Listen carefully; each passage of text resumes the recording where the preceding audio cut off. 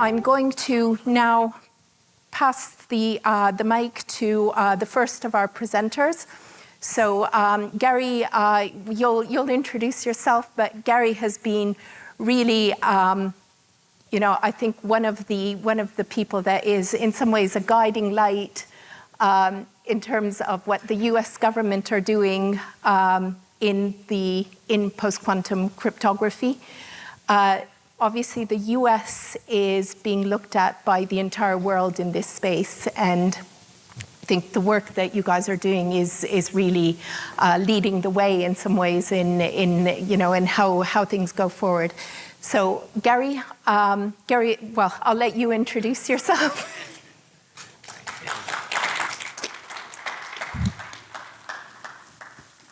All right. Thank you, Lori. So appreciate the time that you guys are putting into this and really bringing the attention that it needs. We're as far as the U.S. government, we're looking at it in terms of an APA format, which is awareness, preparedness, and of course action. So I think we've raised the awareness. Now we've got to do a lot of the preparedness, and then of course the action is going to come right along with that. So we had a lot of questions regarding what do we do after the algorithms dropped, and this was before the algorithms or the standards even really dropped. So we started at CISA to put together somewhat of a roadmap of what we would be doing as an agency following these algorithms. So I'm going to try to go through this pretty quickly because I've only got X amount of time. So this is usually a longer brief, but we're going to try to make it through. First of all, the background is that we had the NSMs that started this off. We had NSM22, NSM10. So you'll see those there, and then the OMB 2302 really started things off. That really kicked things off, issuing what agencies should do as far as preparing for the post-quantum cryptography. So we wanted to make sure that agencies had an idea of what to do after that. So the OMB 2302, the memo OMB 2302 kind of laid out all the parameters that were needed to be collected from the agencies to get things started. So this is where we're at now. This kind of lays out everything that is in this presentation. So we go from publishing the PQC standards, which happened in August, all the way down to determining unique aspects of operational technology and versus IT. And so we're trying to set up a timeline of how we're looking at it. From the agency's perspective, I know a lot of it was 2035. So NSM 10 said everyone needs to be ready by 2035. Looking at it and knowing the speed of government, we decided to push our timeline to 2030. So we're basing everything off of 2030 and going from there. So this is kind of our timelines that we're setting up, and this is all the things that we're going to go through very quickly right now. So as you saw, they published the first set. We have those algorithms, 203, 204, and 205. And we're working with NIST to actually get those starting to get those in products and everything like that. So we're trying to make sure that those three algorithms start to get into products as we speak. Here, the first thing we want to do is, as I said, we want to start getting these algorithms into products. But we have to make sure, how do we know that everyone's going to do it? So all the vendors are going to do it. So we have to talk to the vendors, making sure that they're up to date on what these algorithms can do and what the impact of them are to their products. So not only their products, but when their products come into our government space, that is one of the areas that we really want to make sure that we are looking at, because we don't want products as we move towards full PQC. We don't want products, kind of not having that, as we see with, some things like SHA-1 is still around, right? So we don't want that problem in our space. As I was saying, we're looking at how to test and evaluate for this.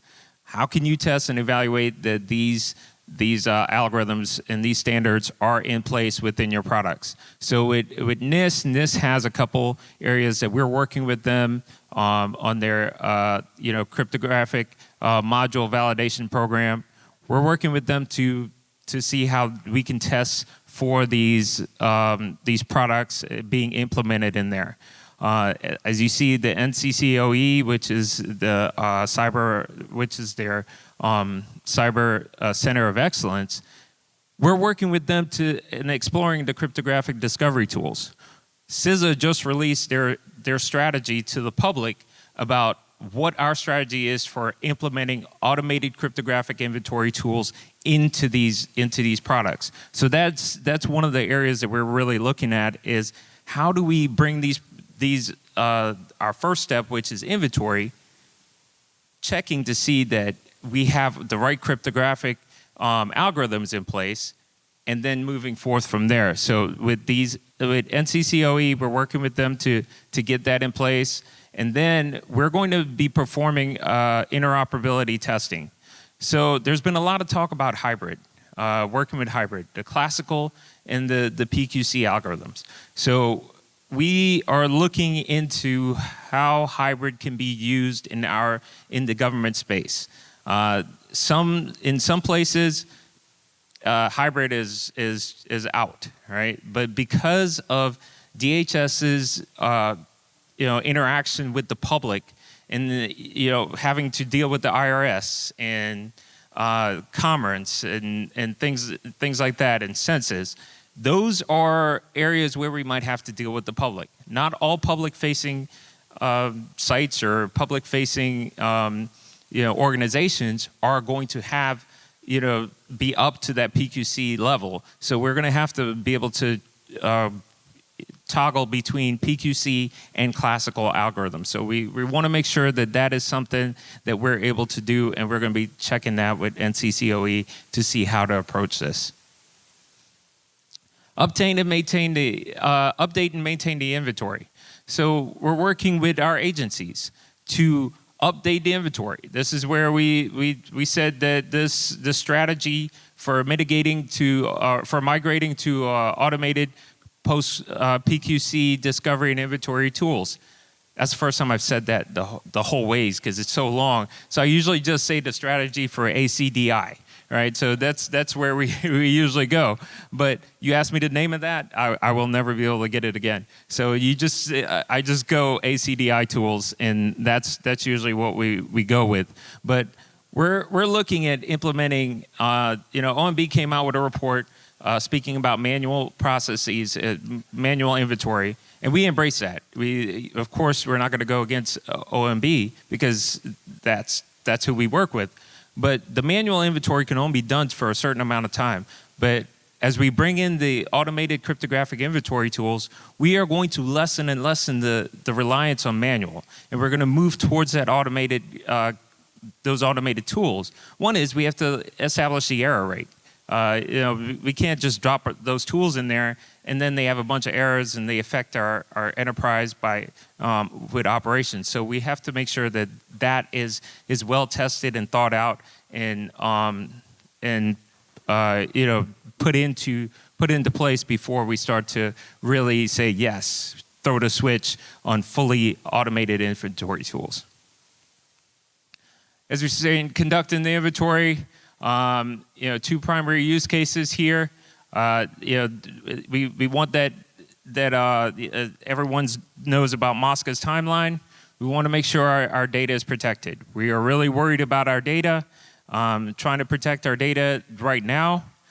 So that's one of the reasons we're looking at hybrid hybrid mode, because we want to be able to at least put some protection against the harvest now, decrypt later threat. So we want to make sure that that's one of the areas that we're looking at. That's one of the reasons we're looking at inventorying, having the right right crypto in place right now, and then as we move towards PQC, as the new PQC algorithms come in, when they come in, we'll be able to see what effect they have on our inventory.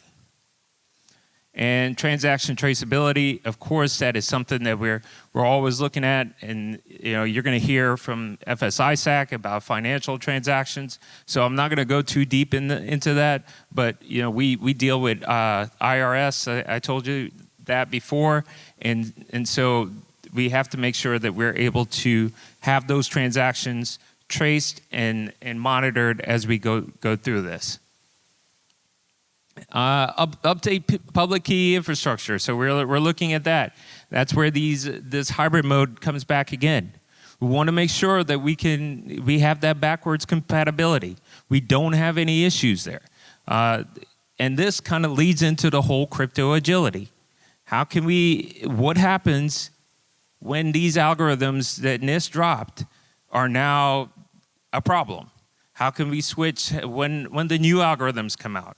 And so this kind of brings us into, getting to more agile and more crypto agile space. So I think that hybrid mode really pushes us into learning more about the crypto agile space. So this is why we're putting this on our roadmap so that we are prepared and not caught short whenever there are changes in those new standards that NIST prepared for us.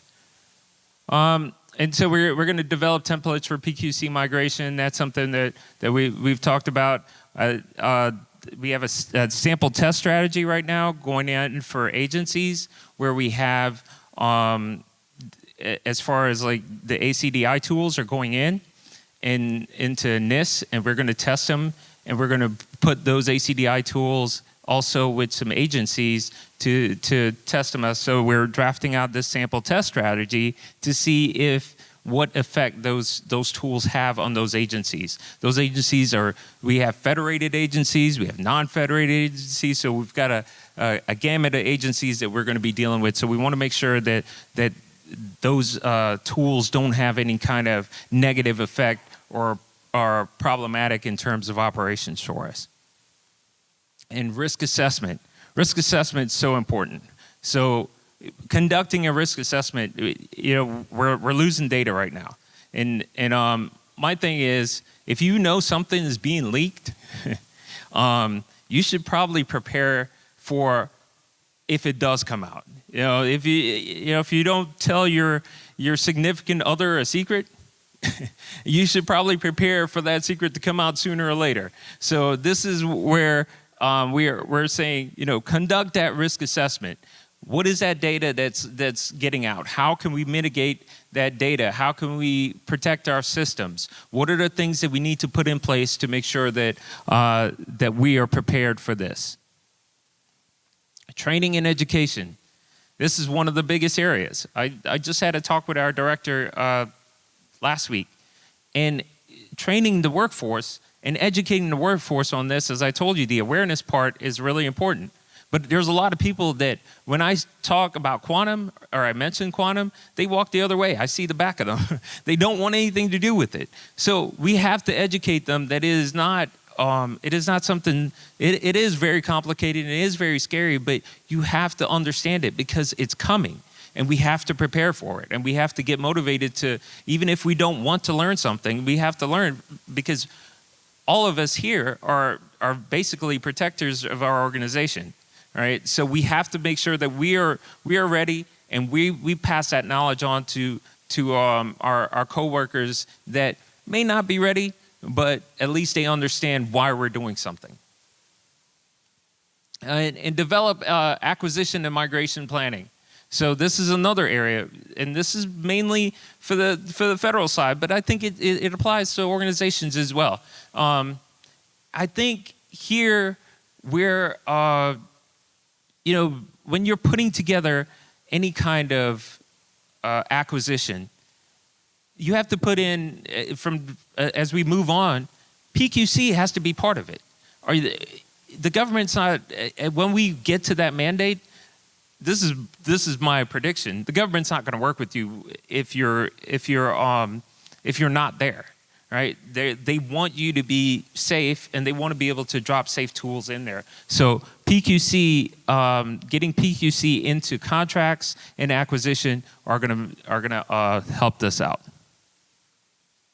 And then we talked about building COTS products and testing this. We talked a lot about that already, so I'm going to kind of move on from there because I don't want to stay too long up here. And then the last piece, I think, is as I talked about, the OT part of it. And this is the critical infrastructure. So my agency, CISA, we are responsible for that, protecting that critical infrastructure.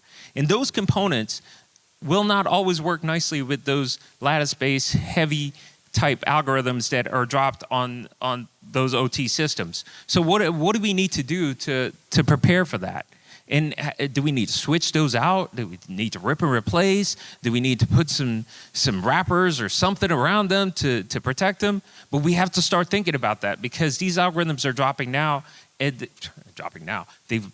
dropped. It's like they're here. And we have to, so we don't want to get caught short. If a CRQC, if a cryptographically relevant quantum computer does come in the next 5+ years, we have to be ready in terms of our critical infrastructure. That is the most important thing that for us. You start losing those components, trust me, water, electricity, everything else we take for granted, that will be a bad day. So I just want to make sure that we are thinking about that OT part of it, the operational technology part of it that is usually forgotten about. So that's my information. It's at www.cisa.gov. Like I said, we replaced we published the strategy, and then we're looking for any feedback on that. It would be great. And we're hopefully going to get the roadmap out very, very soon that has the following text to go along with this. So again, thank you for your attention, and look forward to working with you.